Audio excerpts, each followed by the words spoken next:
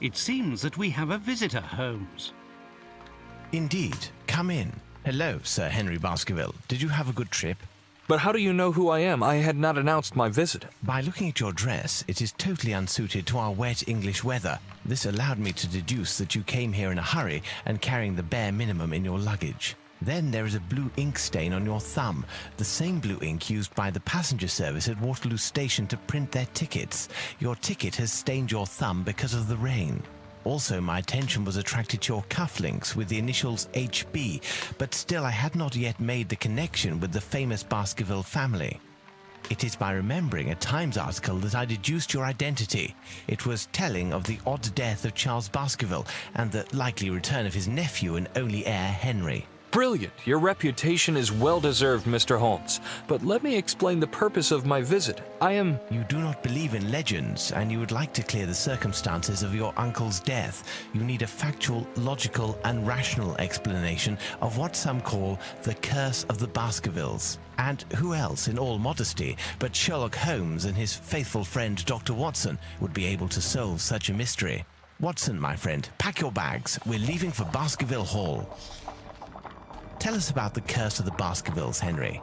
Its origin dates back to my ancestor, Hugo Baskerville. It is said he was a vile person who earned the wrath of the devil. After his death, all our ancestors seemed to come to bad ends at Baskerville Hall. At the scene of each death, there were always dog or wolf tracks, but gigantic. Thus, over the centuries, a legend was built, that of a creature from hell, the Hound of the Baskervilles. My uncle was sure that it was a reality. He was convinced that the beast would take him sooner or later, as it took all those our lineage. With his last letter, he sent me this medallion. According to Charles, it was needed to break the curse of the Baskervilles, but he did not know how to use it. Do you believe in this legend, Mr. Holmes? We'll have to exhaust all other hypotheses before falling back on that one. Baskerville Hall in sight. Holmes, Doctor, welcome to Baskerville Hall. The servants are not here to welcome us, I fear. They were severely affected by the death of my uncle and have since retired.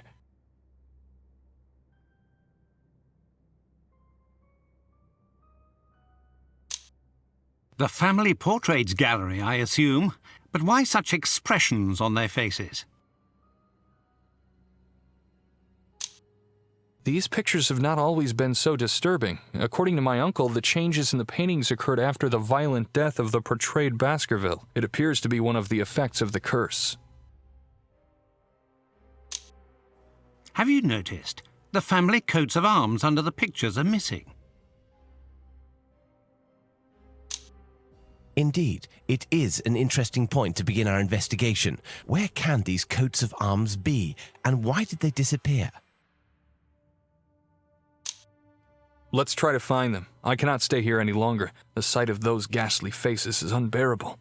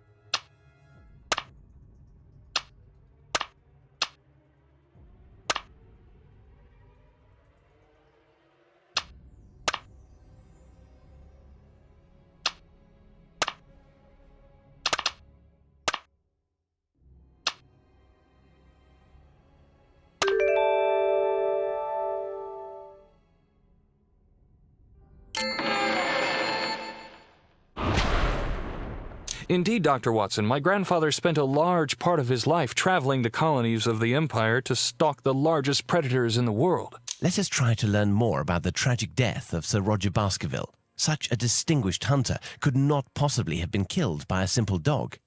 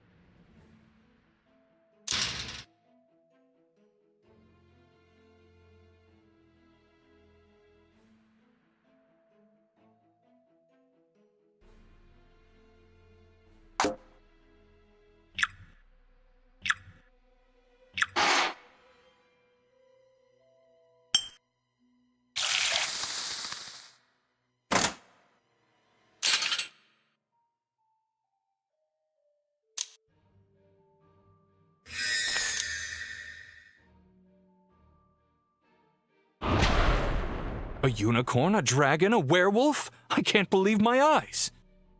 Don't let appearances fool you, Henry.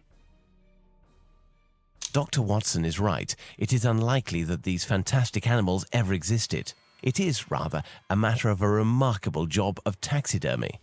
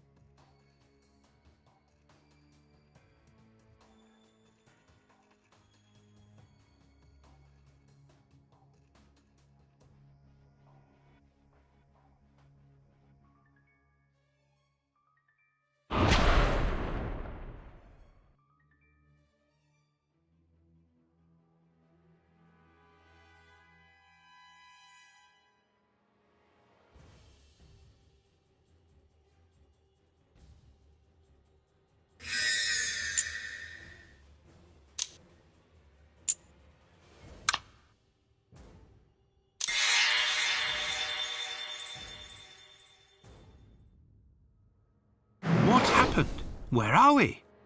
I believe the correct question is rather, when are we? What do you mean, Holmes?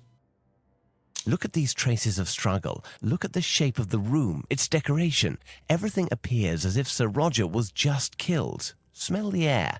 The odours of gunpowder and blood are still fresh. You don't really think that we went back in time, do you? Normally, I would reply no and laugh at your naivety, but for now I'd rather not say anything.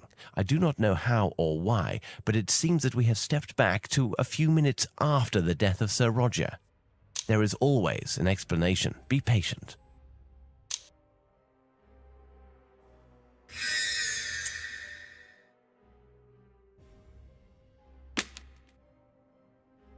Look at this copy of the Times. It's almost 90 years old. Either it is perfectly kept, or we are really at the beginning of the century.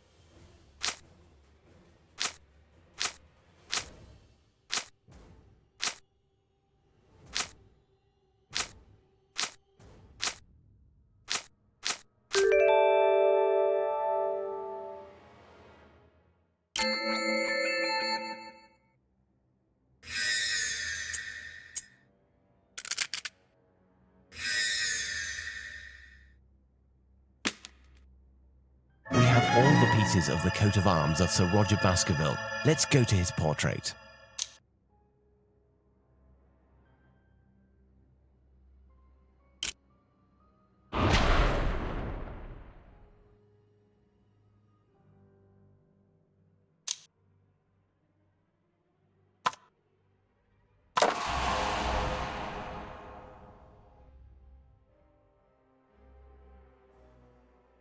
The painting seems... Holmes, Watson, look! By inserting the arms, we have triggered a mechanism. A secret cache. There's something inside. The diameter of this jewel seems to perfectly match the empty slot on the medallion. I think Sir Roger has given us an important element for our investigation. Look, there's a note in the back of the jewel. Physical power and brute force. Amazing! The medallion seems to react to the presence of the jewel. It vibrates. Let us try to use it. Perhaps on the boards that block the door to Louisa's room.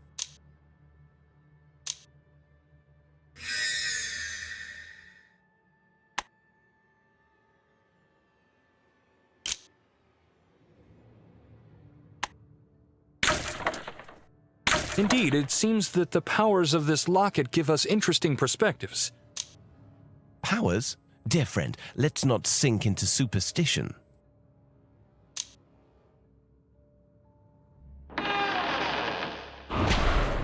This is Louisa's room. She was a great actress. The poor woman did not live long enough to have the career she deserved. Do you know how she tried to escape the beast? According to my uncle, she tried to escape reality by creating a world of her imagination. She hid there thinking she could escape her fate, but the curse took her anyway. And what of this refuge she created? My uncle found Louisa's writings speaking of a world behind the mirror. She called it her shelter, but Charles never found out what it was exactly.